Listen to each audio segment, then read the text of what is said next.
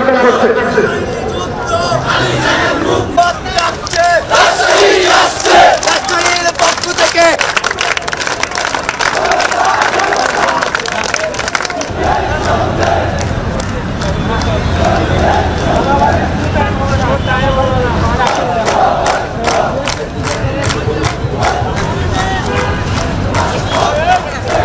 রংপুর বিভাগ থেকে, বিশেষ করে রংপুর পীরগঞ্জ থেকে যারা এসছেন, রংপুর পীরগঞ্জ থেকে যারা জাতীয় নাগরিক পার্টির আত্মপ্রকাশ অনুষ্ঠানে আসছেন, আপনারা মণিপুরি পাড়ার যে মসজিদ সেখানে সমাবেত হবেন।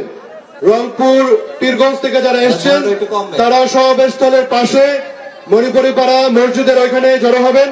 আপনাদের সংগঠকরা সেখানে অবস্থান করছে।